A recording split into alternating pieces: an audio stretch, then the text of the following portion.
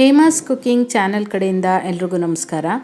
ಚಪಾತಿ ಜೊತೆಗೆ ಹೊಂದುವಂಥ ಒಂದು ಸೈಡ್ ಡಿಶ್ಶು ಏನಪ್ಪ ಮಾಡೋದು ಅಂತ ಅಂದ್ಕೊಳ್ಳುವಾಗ ಮನೆಯಲ್ಲಿ ಆಲೂಗಡ್ಡೆ ಇದ್ರಂತೂ, ಅದರಲ್ಲೂ ಚಿಕ್ಕದಾಗಿರುವಂಥ ಬೇಬಿ ಪೊಟ್ಯಾಟೋಸ್ ಇದ್ರಂತೂ ಒಂದು ಒಳ್ಳೆ ಸೈಡ್ ಡಿಶ್ನ ಮಾಡಿಬಿಡ್ಬೋದು. ಅದೇ ನಾರ್ತ್ ಇಂಡಿಯನ್ ಸ್ಟೈಲ್ನಲ್ಲಿ ಮಾಡುವಂಥ ದಮ್ ಆಲೂ ತುಂಬಾ ಟೇಸ್ಟಾಗಿರುತ್ತೆ. ಬರೀ ಚಪಾತಿಗೆ ಅಂತಲೇ ಅಲ್ಲ, ರೋಟಿ ಫುಲ್ಕಾ ಎಲ್ಲದಕ್ಕೂ ಚೆನ್ನಾಗಿರುತ್ತೆ. ಇದಕ್ಕೆ ಮೊದಲನೇದಾಗಿ ಬಿಸಿ ನೀರಿನಲ್ಲಿ ಬ್ಯಾಡಗೆ ಮೆಣಸಿನ್ಕಾಯಿ ಹಾಗೆ ಗುಂಟೂರು ಮೆಣಸಿನ್ಕಾಯಿ ಎರಡನ್ನೂ ಒಂದು ಅರ್ಧ ಗಂಟೆ ಕಾಲ ನೆನೆಸಿ ಇಟ್ಕೋಬೇಕು. ಒಂದು ಬಣ್ಣಕ್ಕೆ ಮತ್ತೊಂದು ಖಾರಕ್ಕೆ. ಇದು ನೆಂದಾದಮೇಲೆ ಈ ರುಬ್ಬೋದಕ್ಕೆ ಜೊತೆಗೆ ಈರುಳ್ಳಿ, ಶುಂಠಿ ಹಾಗೆ ಬೆಳ್ಳುಳ್ಳಿ ಬೇಕಾಗತ್ತೆ. ನೀವು ಅನ್ಕೋಬೋದು ಮೆಣಸಿನ್ಕಾಯಿನ ನೆನೆಸಿ ರುಬ್ಬಿ ಮಾಡೋ ಬದಲಾಗಿ ಕೆಂಪು ಮೆಣಸಿನ ಪುಡಿನೇ ಅಂದರೆ ಪೌಡರ್ನೇ ಹಾಕ್ಬಿಡ್ಬೋದಲ್ಲ, ಏನು ಡಿಫ್ರೆನ್ಸು ಅಂತ. ಆದರೆ ನೆನೆಸಿ ಮಾಡಿದಾಗ ಗ್ರೇವಿ ತಿಕ್ನೆಸ್ಸು ಚೆನ್ನಾಗಿರುತ್ತೆ, ಕಲರ್ ಚೆನ್ನಾಗಿರುತ್ತೆ, ಎಲ್ಲದಕ್ಕಿಂತ ಹೆಚ್ಚಾಗಿ ನಿಮಗೆ ಟೇಸ್ಟ್ ತುಂಬ ಚೆನ್ನಾಗಿ ಬರುತ್ತೆ. ಪುಡಿ ಹಾಕಿ ಮಾಡೋದು ಯಾವಾಗಲೂ ಇದ್ದೇ ಇರುತ್ತೆ. ಒನ್ಸ್ ಇನ್ ವೈಲ್ ಈ ರೀತಿ ಮೆಣಸಿನ್ಕಾಯಿ ನೆನೆಸಿ ನೀವು ಯಾವುದಾದ್ರೂ ಅಡುಗೆಗೆ ಹಾಕಿದಾಗ ಫ್ರೆಶ್ನೆಸ್ ಇರೋದ್ರಿಂದ ಅಡುಗೆ ತುಂಬಾ ಟೇಸ್ಟಾಗುತ್ತೆ. ಈಗ ನೋಡಿ ಮಸಾಲೆ ಎಲ್ಲ ರುಬ್ಬಿದ್ದಾಗಿದೆ. ಈಗ ಒಂದು 50 ಗ್ರಾಮ್ನಷ್ಟು ಮೊಸರು ಬೇಕು. ಇದಕ್ಕೆ 1/4 ಸ್ಪೂನಷ್ಟು ಅರಿಶಿನ, 1/4 ಸ್ಪೂನಷ್ಟು ಕಪ್ಪು ಮೆಣಸಿನ ಪುಡಿ ಅಂದರೆ ಪೆಪ್ಪರ್ ಪೌಡರು, 1 ಟೀ ಸ್ಪೂನಷ್ಟು ಧನಿಯಾ ಪುಡಿ ಹಾಗೆ 1/4 ಸ್ಪೂನಷ್ಟು ಜೀರಿಗೆ ಪುಡಿನ ಹಾಕ್ಕೊಂಡು ಮೊಸರು ಜೊತೆಗೆ ಎಲ್ಲ ಚೆನ್ನಾಗಿ ಮಿಕ್ಸ್ ಮಾಡ್ಕೋಬೇಕು. ಈ ರೀತಿ ಮೊಸರು ಜೊತೆ ಮಿಕ್ಸ್ ಮಾಡ್ಕೊಂಡು ಹಾಕಿದಾಗ ಒಂದೇನೆಂದರೆ ಚೆನ್ನಾಗಿ ಹೊಂದ್ಕೊಳ್ಳುತ್ತೆ, ಮತ್ತು ಇನ್ನೊಂದೇನೆಂದರೆ ನಮಗೆ ಎಣ್ಣೆಗೆ ಹಾಕಿದಾಗ ಈ ಮಸಾಲೆ ಪದಾರ್ಥಗಳು ಯಾವುದು ಸಿಯೋದಿಲ್ಲ. ಆ ಕಾರಣಕ್ಕೆ ನಾವು ಈ ರೀತಿ ಮಿಕ್ಸ್ ಮಾಡಿಕೊಂಡ್ರೆ ಒಳ್ಳೆಯದು. ಅಷ್ಟೊತ್ತಿಗೆ ಆಲೂಗಡ್ಡೆನ ನಾನಿಲ್ಲಿ ಬೇಯಿಸಿ ಸಿಪ್ಪೆ ತೆಗೆದು ರೆಡಿ ಮಾಡಿ ಇಟ್ಕೊಂಡಿದ್ದೀನಿ. ಈ ಆಲೂಗಡ್ಡೆ ಆದಷ್ಟು ಸಣ್ಣಗಿದ್ದರೆ ಒಳ್ಳೆಯದು. ಇಲ್ಲ ಅಂತಂದ್ರೂ ಕೂಡ ದಪ್ಪನಾಗಿರುವಂಥ ಆಲೂಗಡ್ಡೆ ಇದ್ದರೆ ಅದನ್ನು ಬೇಯಿಸಿ ಈ ರೀತಿ ಸಣ್ಣದಾಗಿ ಕಟ್ ಮಾಡ್ಕೋಬೋದು. ಅದರಲ್ಲಿ ಕೂಡ ಮಾಡಿದ್ರೂ ಕೂಡ ಚೆನ್ನಾಗಿರುತ್ತೆ. ಈಗ ಆಲೂಗಡ್ಡೆ ಒಳಗಡೆ ಎಲ್ಲ ನಾವು ಮಾಡಿದಂಥ ಮಸಾಲೆ ರಸ ಎಲ್ಲ ಹೋಗಬೇಕಲ್ಲ, ಹಾಗಾಗಿ ಇದನ್ನು ಒಂದು ಫೋರ್ಕ್ ಸಹಾಯದಿಂದ ಮೊದಲು ಒಂದು ಸ್ವಲ್ಪ ಈ ರೀತಿ ಚುಚ್ಕೊಂಡು ರೆಡಿ ಮಾಡಿ ಇಟ್ಕೋಬೇಕು. ಈಗ ಒಂದು ಬಾಣಲಿನ ಬಿಸಿಗಿಟ್ಟು ಇದಕ್ಕೆ ಸುಮಾರು ಒಂದು 4-5 ಟೇಬಲ್ ಸ್ಪೂನಷ್ಟು ಎಣ್ಣೆ ಹಾಕ್ಕೋಬೇಕು. ಏನಕ್ಕೆ ಇಷ್ಟೊಂದು ಎಣ್ಣೆ ಅಂದರೆ ನಾವು ಆಲೂಗಡ್ಡೆನ ಇದರಲ್ಲಿ ಫ್ರೈ ಮಾಡಬೇಕಾಗತ್ತೆ. ಇದೇ ಎಣ್ಣೆನಲ್ಲೇ ನಾವು ಮುಂದಕ್ಕೆ ಗ್ರೇವಿ ಕೂಡ ಮಾಡ್ಕೋಬೋದು, ಏನು ವೇಸ್ಟ್ ಆಗೋದಿಲ್ಲ. ಈಗ ಬೆಂದಂಥ ಆಲೂಗಡ್ಡೆನ ನಾವು ಚೆನ್ನಾಗಿ ಎಣ್ಣೆಯಲ್ಲಿ ಹೊಂಬಣ್ಣ ಬರೋ ರೀತಿ ಕರೆದು ರೆಡಿ ಮಾಡಿ ಇಟ್ಕೋಬೇಕು. ಇದೇ ಮೇನ್ ಸ್ಪೆಷಾಲಿಟಿ ಈ ದಮ್ ಆಲೂನಲ್ಲಿ. ನಾವು ಇದನ್ನು ಫ್ರೈ ಮಾಡಿ ಹಾಕಿದಾಗ ಟೇಸ್ಟ್ ಕೂಡ ಡಿಫ್ರೆಂಟಾಗಿರುತ್ತೆ. ಮತ್ತು ಈ ರೀತಿ ಮಾಡಿದಾಗ ಮಸಾಲೆ ಎಲ್ಲ ಪೂರ್ತಿ ಆಲೂಗಡ್ಡೆ ಒಳಗಡೆ ಹೋಗಿ ನಿಮಗೆ ಟೇಸ್ಟು ತುಂಬಾ ಚೆನ್ನಾಗಿ ಬರುತ್ತೆ, ಒಂದು ರೀತಿ ಡಿಫ್ರೆಂಟಾಗಿರುತ್ತೆ. ಒಂದು ಸರಿ ಈ ಆಲೂಗಡ್ಡೆ ರೆಸಿಪಿನ ಟ್ರೈ ಮಾಡಿ. ಇದೇ ರೀತಿ ನಾನು ಮದುವೆ ಮನೆಗಳಲ್ಲಿ ಆಲೂಗಡ್ಡೆ ಪಲ್ಯ ಎಲ್ಲ ಇಡ್ತಾರೆ ನೋಡಿ ಎಲೆ ಮೇಲೆ, ಆ ಪಲ್ಯನ ಕೂಡ ತೋರಿಸಿದ್ದೀನಿ. ಸಾಧ್ಯವಾದಷ್ಟು ಈ ವಿಡಿಯೋ ಎಂಡ್ ಸ್ಕ್ರೀನ್ನಲ್ಲಿ ಅದರ ಲಿಂಕನ್ನು ಹಾಕಿರ್ತೀನಿ, ಒಂದು ಸರಿ ಚೆಕ್ ಮಾಡ್ಕೊಳ್ಳಿ. ನೋಡಿ ಈ ರೀತಿ ಆಲೂಗಡ್ಡೆ ಚೆನ್ನಾಗಿ ಫ್ರೈ ಆಗಬೇಕು.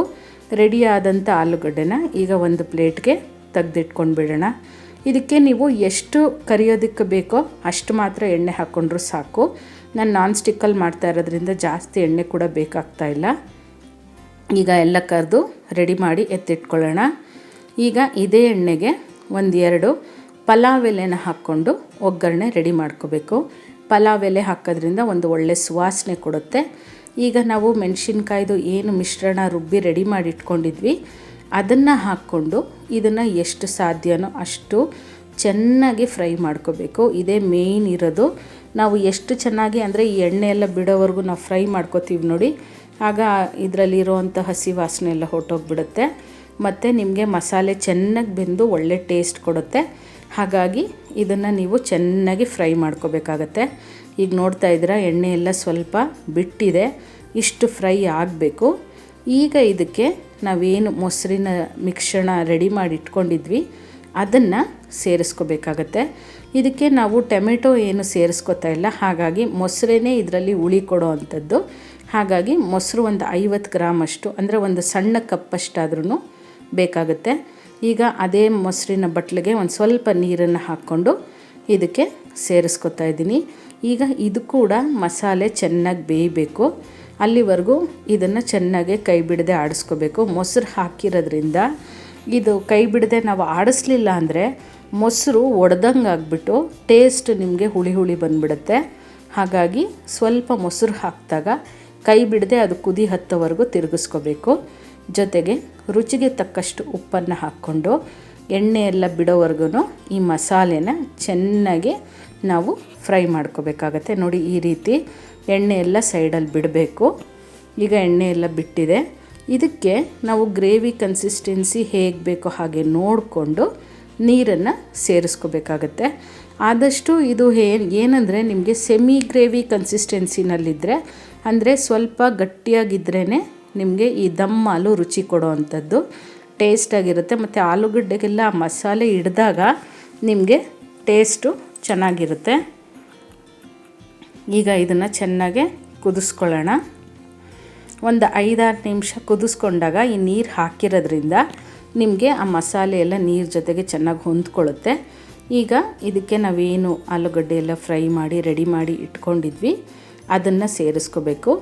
ಈಗ ಗ್ಯಾಸ್ನ ಲೋ ಫ್ಲೇಮ್ನಲ್ಲಿ ಇಟ್ಕೊಂಡು ನಾವಿದನ್ನು ಒಂದು 5-6 ನಿಮಿಷ ಆದ್ರೂ ಚೆನ್ನಾಗಿ ಕುದಿಸ್ಕೋಬೇಕಾಗತ್ತೆ.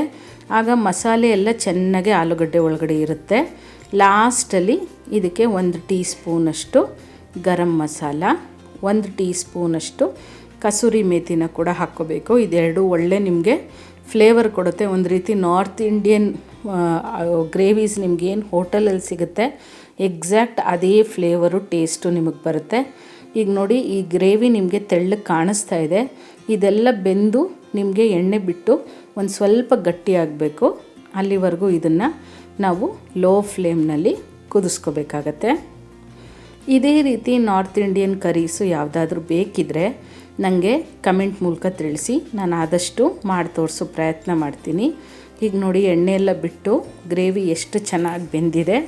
ಲಾಸ್ಟಲ್ಲಿ ಒಂದು ಸ್ವಲ್ಪ ಕೊತ್ತಂಬರಿ ಸೊಪ್ಪು ಹಾಕ್ಕೊಂಡು ಗಾರ್ನಿಷ್ ಮಾಡಿಕೊಂಡ್ರೆ ನಿಮಗೆ ಬಿಸಿ ಬಿಸಿಯಾದಂಥ ರೆಸ್ಟೋರೆಂಟ್ ಸ್ಟೈಲ್ನಲ್ಲಿ ಮಾಡುವಂಥ ದಮ್ ಆಲೂ ರೆಡಿ ಆಯಿತು. ಇನ್ನೇನು ಚಪಾತಿ, ರೋಟಿ, ಪೂರಿ, ಫುಲ್ಕಾ, ಕುಲ್ಚಾ, ನಾನ್ ಯಾವುದಾದ್ರೂ ಪರವಾಗಿಲ್ಲ, ಎಲ್ಲದ್ರ ಜೊತೆಗೂ ಬೆಸ್ಟ್ ಕಾಂಬಿನೇಷನ್ ಅಂತಲೇ ಹೇಳ್ಬೋದು ಈ ದಮ್ ಆಲೂ. ನೀವು ಮನೆಯಲ್ಲಿ ಮಾಡ್ತಿರೋ ತಾನೇ? ಮಾಡಿದಾಗ ಹೇಗೆ ಬಂತು ಅಂತ ನನಗೆ ಖಂಡಿತ ಕಮೆಂಟ್ ಮೂಲಕ ತಿಳಿಸಿ. ಹಾಗೆಯೇ ಈ ಸ್ಕ್ರೀನ್ ಮೇಲೆ ಕಾಣ್ತಾ ಇರೋವಂಥ ಫೋಟೋಸ್ ಮೇಲೆ ಕ್ಲಿಕ್ ಮಾಡಿದಾಗ ಕೂಡ ನೀವು ಆ ವಿಡಿಯೋಸ್ನ ಕೂಡ ವಾಚ್ ಮಾಡ್ಬೋದು. ಮತ್ತಷ್ಟು ಈಸಿಯಾದಂಥ ರೆಸಿಪೀಸ್ಗಾಗಿ ಹಾಗೆ ಟಿಪ್ಸ್ಗಾಗಿ ಹೇಮಾಸ್ ಕುಕಿಂಗ್ ಚಾನಲ್ನ ಮರಿದೇ ಸಬ್ಸ್ಕ್ರೈಬ್ ಮಾಡ್ಕೊಳ್ಳಿ. Thank you.